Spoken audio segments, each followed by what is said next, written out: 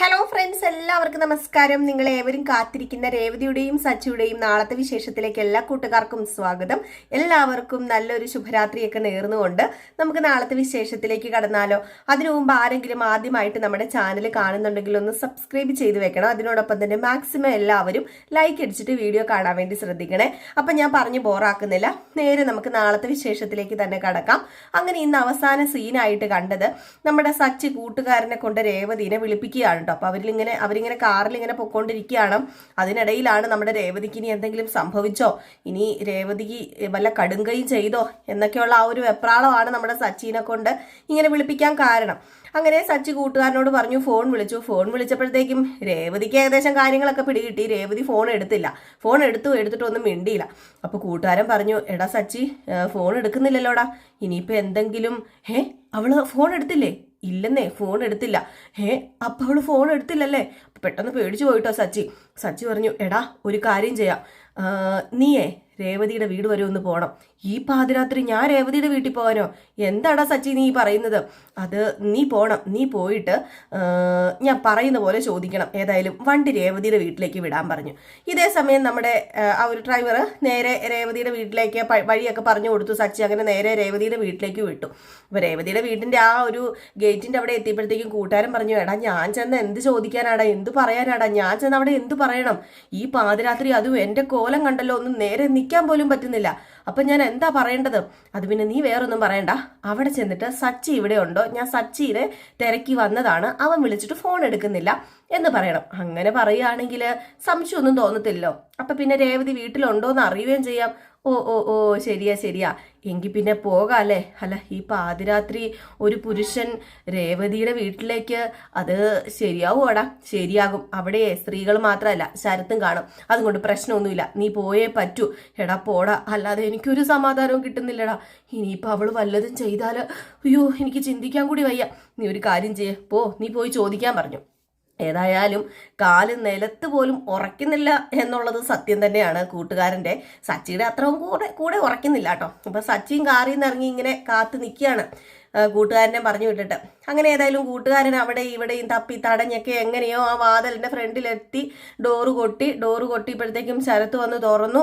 ശരത്ത് എന്താ എന്നിങ്ങനെ ചോദിച്ചപ്പോഴത്തേക്കും അത് പിന്നെ ഞാൻ സച്ചി ഉണ്ടോന്ന് അറിയാൻ വേണ്ടി വന്നതാ എന്ന് പറഞ്ഞു. അപ്പോഴത്തേക്ക് രേവതി ഇറങ്ങി വന്നു കേട്ടോ. രേവതി ഇറങ്ങി വന്നിട്ട്, എന്താ ഏട്ടാ ചേട്ടനിപ്പോൾ ഇവിടെ, ഏട്ടൻ എന്താ ഇവിടെ എന്ന് ചോദിച്ചപ്പം അത് പിന്നെ സച്ചി എന്തി, ഞാൻ സച്ചിനെ കാണാൻ വേണ്ടി വന്നതാ, അവനെ വിളിച്ചിട്ടാണ് ഫോൺ എടുക്കുന്നില്ല, അവനെ എവിടെയാണെന്ന് അറിയില്ല, അതുകൊണ്ട് വന്നതെന്ന് പറഞ്ഞു. അതെന്താ ഈ കോലത്തിലാണോ പാതിരാത്രി ഒരു വീട്ടിൽ കയറി വരുന്നത്? അത് പിന്നെ സച്ചിനെ കാണണമെന്ന് വെച്ച് കഴിഞ്ഞിട്ടുണ്ടെങ്കിൽ പാതിരാത്രി ഒന്നും നോക്കാൻ പറ്റില്ലല്ലോ. ഒരു ഓട്ടം ഉണ്ടായിരുന്നു, ഓട്ടം വിളിക്കാൻ വേണ്ടി ഞാൻ വന്നതാ. ഓട്ടം വിളിക്കാൻ വേണ്ടി വന്നതല്ലേ? അതെ, സച്ചിയേട്ടൻ നല്ല ഉറക്കാ. അപ്പൊ സച്ചി ഇവിടെ ഉണ്ടോ? ഇവിടെ ഉണ്ട്, സച്ചിയേട്ടൻ കിടക്കുന്നുണ്ട്. സച്ചിയേട്ടൻ നല്ല ഉറക്കമാണ്, നന്നായിട്ട് കിടന്ന് ഉറങ്ങുക. എന്താ സച്ചിയേട്ടനെ വിളിക്കണോ? സച്ചി ഇവിടെ ഉണ്ടോ? ഉണ്ടെന്നേ. അല്ല, ചേട്ടന്റെ കൂടെ സച്ചിയേട്ടനുണ്ടോ? ഇല്ലല്ലോ. ഇല്ലില്ല, എൻ്റെ കൂടെ സച്ചി ഇല്ല. എൻ്റെ കൂടെ സച്ചി ഉണ്ടെങ്കിൽ ഞാൻ ഇവിടെ വരേണ്ട കാര്യം ഉണ്ടായിരുന്നോ? എനിക്കില്ലായിരുന്നല്ലോ. അപ്പം എൻ്റെ കൂടെ സച്ചി ഇല്ല. എങ്കിൽ പിന്നെ ഇവിടെ സച്ചിയേട്ടൻ കിടന്ന് ഉറങ്ങാം. ഇനിയിപ്പോൾ തൽക്കാലം സച്ചിയേട്ടനെ വിളിക്കാൻ പറ്റത്തില്ല. കാരണം സച്ചിയേട്ടൻ പറഞ്ഞായിരുന്നു, ഒരു അലവലാതി കൂട്ടുകാരനുണ്ട്, അവനാണ് എന്നെ കൊണ്ട് നടന്ന് എന്നെ കള്ളു കുടിച്ച് ചീത്തയാക്കുന്നത്. അതുകൊണ്ട് ആ വക കാര്യങ്ങൾ അവൻ വല്ലതും വന്നു കഴിഞ്ഞാൽ എൻ്റെ അടുത്തേക്ക് വരരുതെന്ന്.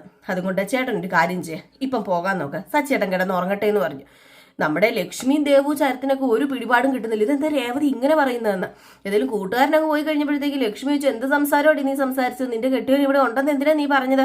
ഇനിയിപ്പം അവൻ മനപ്രയാസം കൊണ്ട് വേറെ എവിടെയെങ്കിലും പോയതാണെങ്കിലോ? അതെ, വേറെ എങ്ങോട്ടും പോയിട്ടില്ല സച്ചിയേട്ടൻ ഈ വന്ന കൂട്ടുകാരൻ്റെ കൂടെ തന്നെയുണ്ട്. അതെനിക്കറിയാം. അതെങ്ങനെ നിനക്കറിയാം? അതെനിക്കറിയാം, ഞാനല്ലേ പറയുന്നത്. ഇല്ലെങ്കിൽ ദേ ഞാൻ ഇപ്പം ചെന്ന് നോക്കാം, പുറകെ ഞാൻ ചെല്ലാം. ഏതായാലും രേവതി, ഇത് തീക്കളിയാണ് കേട്ടോ. അവന് അങ്ങനെ ഒരു സ്നേഹം നിന്നോടുണ്ടെങ്കിൽ, നിന്നെ അന്വേഷിച്ചിട്ട് വന്നെങ്കിൽ, അതവന്റെ നല്ല മനസ്സും കൊണ്ടല്ലേ. നീ അവന്റെ കൂടെ ചെല്ലുകയല്ലേ ചെയ്യേണ്ടത്? ചെല്ലുക ചെയ്യേണ്ടത്. അമ്മ ഇതിനെക്കുറിച്ചൊന്നും സംസാരിക്കണ്ട. ഞാൻ അങ്ങേരുടെ മുമ്പിൽ പോയി കാല് പിടിച്ച് സംസാരിച്ചതാ. അപ്പോഴാണെങ്കിലോ എനിക്കൊരു പരിഗണനയും തന്നില്ല. അപ്പൊ പിന്നെ കുറച്ച് കെഞ്ചി എൻ്റെ പുറകെ നടക്കട്ടെ എന്ന് പറഞ്ഞു. ഏതായാലും ഈ സമയത്ത് കൂട്ടുകാരൻ നേരെ സച്ചിയുടെ അടുത്തേക്ക് ചെന്ന് കഴിഞ്ഞപ്പോഴത്തേക്ക് സച്ചി ചോദിച്ചു, എടാ രേവതി അവിടെ ഉണ്ടോടാന്ന് ചോദിച്ചപ്പം, രേവതി അവിടെ ഉണ്ട്, പക്ഷെ നീയും അവിടെ ഉണ്ടെന്ന് അവള് പറഞ്ഞത്. അവക്ക് ഏകദേശം കാര്യങ്ങളൊക്കെ പിടികിട്ടിയെന്നാ തോന്നുന്നു പറഞ്ഞു. അപ്പൊ ഇത് സംസാരിച്ചുകൊണ്ട് നിൽക്കുന്ന ഇടയ്ക്കാണ് നമ്മുടെ രേവതി വരുന്നത്. അപ്പൊ രേവതി വന്ന് രേവതിയുടെ ആ ഒരു വീടിന്റെ മതിലിന്റെ ആ ഒരു സൈഡിൽ നിന്ന് നോക്കുകയാണ് കേട്ടോ. കാരണം കൂടെ സച്ചി ഉണ്ടോ ഇല്ലയോ എന്നൊന്ന് എന്ന് അറിയണമല്ലോ. അപ്പം അതുകൊണ്ടാണ് നമ്മുടെ രേവതി വന്നത്. അങ്ങനെ രേവതി അവിടെ വന്ന് നിന്ന് പതിയെ നോക്കിയപ്പോഴത്തേക്കും ദാ നിൽക്കുന്നു നമ്മുടെ സച്ചി. ഏതായാലും രേവതിക്ക് സത്യം പറഞ്ഞു ഒരുപാട് സന്തോഷമാട്ടോ ആ ഒരു നിമിഷം തോന്നിയത്. തൻ്റെ ഭർത്താവിന് തന്നോട് സ്നേഹമുണ്ടല്ലോ, തന്നെ കാണാതെ പോയി ഇനിയിപ്പോൾ താൻ എന്തെങ്കിലും ചെയ്തു എന്ന് അങ്ങനെ ഒരു ഇതാണെങ്കിലും, അങ്ങനെ അന്വേഷിച്ച് വന്നതാണെങ്കിലും സ്നേഹം ഉണ്ടായിട്ടാണല്ലോ തൻ്റെ ഭർത്താവ് അന്വേഷിച്ച് വന്നത് എന്ന ഒരു വലിയൊരു സന്തോഷമാണ് നമ്മുടെ രേവതിക്ക് ഉണ്ടായത്. അങ്ങനെ രേവതി സച്ചി ഇവിടെ പൂസായിട്ട് നിന്നപ്പോൾ രേവതി ഇങ്ങനെ മതിലിൻ്റെ അവിടെ നിന്ന് ഇങ്ങനെ തന്നെ നോക്കിക്കൊണ്ട് നിൽക്കുകയാണ് കേട്ടോ. രേവതി അത് ആസ്വദിക്കുകയാണെന്ന് വേണമെങ്കിൽ പറയാം. ഏതായാലും സച്ചിയും കൂട്ടുകാരനും ഈ ഒരു സമയം കുറച്ചു നേരമൊക്കെ അവിടെ നിന്ന് സംസാരിച്ചു. അതും നമ്മുടെ രേവതിനെ കുറിച്ച് തന്നെയാണ് സംസാരിക്കുന്നത്. അപ്പം അതൊക്കെ കേട്ടുകൊണ്ടാണ് നമ്മുടെ രേവതി നിന്നത്. അപ്പം അങ്ങനെയാണ് അവർ വണ്ടി കയറി പിന്നെ പോകുന്നത് കേട്ടോ. അപ്പം ഇത് ഞാനൊന്ന് പെട്ടെന്ന് ചുരുക്കി പറഞ്ഞത് എന്താണെന്ന് ചോദിച്ചു കഴിഞ്ഞാൽ, ഞാൻ ഇന്ന് പറഞ്ഞ കൂട്ടത്തിലും ഇന്നലത്തെ പ്രമോ പറഞ്ഞ കൂട്ടത്തിലും ഞാൻ ഇത് പറഞ്ഞിട്ടുണ്ടായിരുന്നല്ലോ. അപ്പം അതുകൊണ്ടാണ് കേട്ടോ നമ്മുടെ കഥ പതിയാണ് പൊക്കോണ്ട് ഇരിക്കുന്നത്. വലിച്ചു നീട്ടി കൊണ്ടുപോവാണ്. ഞാൻ എപ്പോഴും പറയുന്നതാണ്. അപ്പം നമ്മൾ പറയുമ്പം നമ്മൾ ഈ വലിച്ചു നീട്ടുന്നില്ല, കുറച്ച് സ്പീഡിൽ അങ്ങ് ആയി പോവുകയാണ് കേട്ടോ. അപ്പം അതുകൊണ്ടാണ് കേട്ടോ നിങ്ങൾ വീണ്ടും ചിലപ്പം നിങ്ങളിത് ആവർത്തിച്ച് കാണേണ്ടി വരുന്നു, കേൾക്കേണ്ടി വരുന്നു. എനിക്കറിയാം, എനിക്ക് വേറൊരു നിവൃത്തിയില്ലാതായിപ്പോയി. എന്ത് ചെയ്യാനാണ്? ഞാനും ഇപ്പം പതുക്കെ എഴഞ്ഞു പോകാനാണ് ശ്രമിച്ചുകൊണ്ടിരിക്കുന്നത്. പണ്ടൊക്കെയാണെങ്കിൽ ഞാനും വണ്ടി വിളിച്ചു പോകുന്ന പോലെയാണ് ഞാനും കഥയുടെ പുറകെ പൊയ്ക്കൊണ്ടിരുന്നത്. പക്ഷെ ഇപ്പോഴും ഞാൻ പഠിച്ചു കിട്ടോ. കാരണം ഞാൻ ഇവർ പോകുന്ന അതേ സ്പീഡിൽ തന്നെ പോകാനാണ് ഇപ്പം ശ്രമിക്കുന്നത്. എങ്കിൽ പോലും ഇവർ പോകുന്ന ആ ഒരു രീതിയിൽ എത്താൻ ഒച്ചഴിയുന്നേക്കാളും ഭയങ്കര പ്രയാസമാണ്. നമ്മൾ പറയുമ്പം അങ്ങ് കടന്നു പോകും, അത് വേറെ കാര്യം. അപ്പം അതൊക്കെ അവിടെ നിൽക്കട്ടെ. ഏതായാലും നമ്മുടെ സച്ചി നേരെ വീട്ടിലേക്ക് ചെല്ലുകയാണ്. അപ്പം ഇതിനു മുമ്പ് രവീന്ദ്രനെയും നമ്മുടെ എന്താ പറയുക ചന്ദ്രനെയൊക്കെ കാണിക്കുന്നുണ്ട്. അപ്പം ഈ പറഞ്ഞ സീനും ഞാൻ ഇന്നലെ പറഞ്ഞതാണ് കേട്ടോ. അപ്പം ആരെങ്കിലും കേൾക്കാത്തവരുണ്ടെങ്കിലും കാണാത്തവരുണ്ടെങ്കിലും ഒക്കെ കാണട്ടെ എന്നോർത്താട്ടോ ഞാൻ പറയുന്നത്. അപ്പം നമ്മുടെ ചന്ദ്രനെയും രവീന്ദ്രനെയും ഒക്കെ തന്നെയാണ് കാണിക്കുന്നത്. അങ്ങനെ രവീന്ദ്രൻ ഭക്ഷണം കഴിക്കാതിരിക്കുന്നു. ചന്ദ്രയും ശ്രുതിയും ഒക്കെ ഭക്ഷണം കഴിക്കാൻ തുടങ്ങുമ്പോൾ രവീന്ദ്രനെ പോയി വിളിക്കുകയാണ്. അപ്പം രവീന്ദ്രൻ പറയുന്നു, ഇല്ല അവൻ വന്നിട്ടേ കഴിക്കുന്നുള്ളൂ, അവൻ ഇതുവരെ കാണുന്നില്ലല്ലോ എന്നൊക്കെ പറയുകയാണ്. അപ്പോഴത്തേക്കും ശ്രുതിയും എന്താ ചെയ്യുന്നത്? അവർക്ക് വിശക്കുമ്പോൾ അവർ സർവ്വസാധാരണമായിട്ട് എടുത്ത് കഴിക്കുകയാണല്ലോ ചെയ്യുന്നത്. അവരങ്ങനെ കഴിക്കാനൊക്കെ തുടങ്ങുമ്പോഴാണ് നാലുകാലയിൽ നമ്മുടെ സച്ചി കയറി വരുന്നത്. നാലുകാലയിലല്ല കേട്ടോ, സച്ചി കുറച്ച് ഓവറാണ്. അപ്പം അത്രയ്ക്കും മദ്യപിച്ചിട്ടാണ് കയറി വരുന്നത്. അങ്ങനെ സച്ചി കയറി വന്ന് അവിടെ ഉണ്ടാകുന്ന പ്രശ്നം എന്ന് പറഞ്ഞാൽ അതിരൂക്ഷമായ പ്രശ്നങ്ങൾ തന്നെയാണ് കേട്ടോ. കാരണം നമ്മൾ ഒരിക്കലും ആഗ്രഹിക്കാത്ത രീതിയിലുള്ള കുറച്ച് പ്രശ്നങ്ങൾ ആ വീട്ടിൽ നടക്കുകയാണ്. അത് നമ്മുടെ രവീന്ദ്രന് തന്നെ സച്ചിയുടെ ഈ ഒരു സ്വഭാവം കൊണ്ടാണെന്ന് വേണമെങ്കിൽ പറയാം. കാരണം സച്ചി കുടിച്ചു കഴിഞ്ഞിട്ടുണ്ടെങ്കിൽ സച്ചിനെ അറിയാലോ, സച്ചിയുടെ സ്വഭാവം. ആര് പറയുന്നത് അല്ലേ തന്നെ നമ്മുടെ സച്ചി ഒരു ഇച്ചിരി എന്താ പറയുക, അങ്ങനെ ആരും പറയുന്നത് കേൾക്കാൻ ഇരിക്കുന്ന ആളല്ല. പിന്നെ ആരും പറയുന്നത് കേൾക്കേണ്ട കാര്യമൊന്നുമില്ല. കാരണം നമ്മുടെ ശ്രുതിയും ഒക്കെ പറയുന്നത് കേൾക്കാൻ പോയിട്ടുണ്ടെങ്കിൽ അതിനെ നേരം കാണത്തുള്ളൂ. അപ്പൊ കുടിച്ചിട്ട് വന്ന നമ്മുടെ സച്ചിനെ അപമാനിക്കുകയാണ് ശ്രുതി. കൂടെ ചന്ദ്രയും ചേരുന്നുണ്ട്, ശ്രുതിയും ചേരുന്നുണ്ട്. ഏതായാലും ചന്ദ്രനെയും ശ്രുതിനെയും അടിക്കാൻ പറ്റത്തില്ലല്ലോ നമ്മുടെ സച്ചിക്ക്. അപ്പൊ അടിക്കാൻ പറ്റുന്ന ആരെയാണ്? നമ്മുടെ ശ്രുതിനെയാണ്. അപ്പൊ എന്താ ചെയ്യുക? അവിടെ വലിയൊരു പ്രശ്നമായി നമ്മുടെ ശ്രുതിക്കിട്ട് അടി കൊടുക്കുകയാണ്. അപ്പൊ ഇതിനിടയിൽ രവീന്ദ്രൻ ഒരുപാട് പറയുന്നുണ്ട്, മോനെ നീ എന്താ കാണിക്കുന്നത്, നിർത്ത, വേണ്ട, ഒരു പ്രശ്നം ഉണ്ടാക്കരുത് എന്നൊക്കെ പറയുന്നുണ്ടെങ്കിലും അതൊന്നും സച്ചി കേൾക്കാൻ കൂട്ടാക്കുന്നില്ല. നമ്മുടെ ശ്രുതിയാണെങ്കിൽ സ്വന്തം കണ്ണിലെ കരടെടുത്തിട്ട് മറ്റുള്ളവരുടെ കണ്ണിലെ കരടെടുക്കാൻ പോയാൽ മതിയല്ലോ. അപ്പം അങ്ങനെയാണ് സച്ചി പറയുന്നത്. രേവതിനെ കുറ്റപ്പെടുത്തുകയും ശ്രീകാന്തിനെ കുറ്റപ്പെടുത്തുകയും സച്ചിനെ കുറ്റപ്പെടുത്തുകയും ഒക്കെ ചെയ്യുന്നുണ്ട്.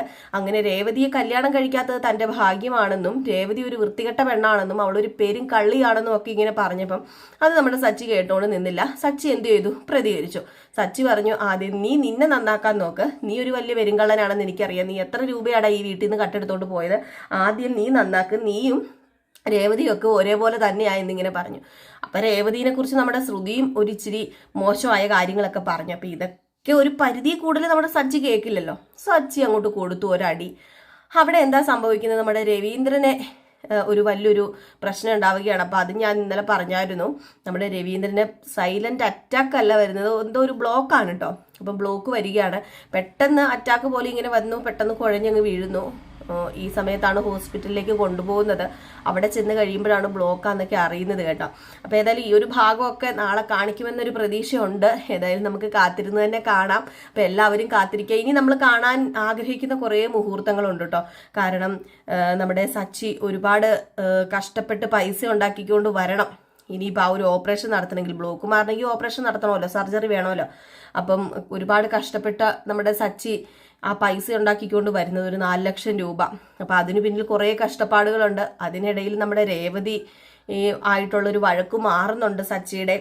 അതുപോലെ തന്നെ ശ്രീകാന്തിൻ്റെയും രവീന്ദ്രൻ്റെയും സച്ചിയുടെയൊക്കെ വഴക്ക് മാറണമല്ലോ. എന്നിങ്ങനെ തുടർന്നുകൊണ്ട് പോയാൽ പറ്റില്ലല്ലോ. അപ്പം അതിനൊക്കെ ഒരു എന്താ പറയുക, ഒരു ഇത് കിട്ടുന്നുണ്ട് നമുക്ക്. നല്ലൊരു രീതി തന്നെയാണ് കഥ മുന്നോട്ടേക്ക് പോകുന്നത്. അപ്പോൾ അതൊക്കെ നമുക്ക് കാത്തിരുന്ന് തന്നെ കാണാം. അപ്പം നാളെ ഫുൾ വിശേഷവുമായിട്ട് വരാം. ഇത് കഴിയുമ്പോൾ നമ്മൾ നയനയുടെയും ആദർശിൻ്റെയും നാളത്തെ പ്രമോ വിശേഷം ഒരു 9:30 ആകുമ്പോൾ ഇടും കേട്ടോ. അപ്പോൾ അതും മറക്കാതെ കാണണം. സ്നേഹത്തിനും സപ്പോർട്ടിനും ഒരുപാട്, എപ്പോഴും പറയുന്നത് പോലെ തന്നെ ഒരുപാട് നന്ദിയുണ്ട്. അതിൻ്റെ ഹൃദയത്തിൻ്റെ ഭാഷയിൽ നിങ്ങളോട് പറയാനേ എനിക്ക് പറ്റുകയുള്ളൂ. അപ്പോൾ അതുകൊണ്ട് ഇനിയും നിങ്ങളുടെ സപ്പോർട്ട് എനിക്ക് ആവശ്യമാണ്. നിങ്ങളുടെ സപ്പോർട്ട് ഇല്ലാതെ ഒരിക്കലും എനിക്ക് മുന്നോട്ടേക്ക് പോകാൻ കഴിയില്ലെന്നറിയാം. അത് നെഗറ്റീവ് ആണെങ്കിലും പോസിറ്റീവ് ആണെങ്കിലും നിങ്ങളുടെ അഭിപ്രായങ്ങൾ കമൻറ്റിലൂടെ അറിയിക്കണം കേട്ടോ. ഞാൻ എന്തെങ്കിലും മാറ്റം വരുത്തണം എന്നുണ്ടെങ്കിലൊക്കെ ചിലപ്പം പറയാറുണ്ട്, പേരൊക്കെ പറയുമ്പോൾ അങ്ങോട്ടും ഇങ്ങോട്ടും മാറിപ്പോകും. അതുപോലെ തന്നെ നമ്മുടെ എന്നുള്ള ആ ഒരു വാക്ക് ഞാൻ എപ്പോഴും ഉപയോഗിക്കും. പരമാവധി ഞാൻ മാക്സിമം അതൊക്കെ ഒഴിവാക്കിയിട്ട് നിങ്ങൾ പറയുന്നതൊക്കെ കേട്ടിട്ട് നമ്മൾ ചെയ്യാൻ ശ്രമിക്കുന്നുണ്ട് കേട്ടോ. അപ്പം എന്നെ ഇഷ്ടപ്പെടുന്നത് കൊണ്ടാണല്ലോ നിങ്ങളൊക്കെ നമ്മുടെ വീഡിയോയ്ക്കായിട്ട് കാത്തിരിക്കുന്നതും കാണുന്നതും ഒക്കെ ചെയ്യുന്നത്. അപ്പോൾ ഒരുപാട് നന്ദി കേട്ടോ. അപ്പം നമ്മുടെ നെക്സ്റ്റ് വീഡിയോ ആയിട്ട് കാണുന്നവരെല്ലാവർക്കും ടാറ്റാ, ബൈ ബൈ.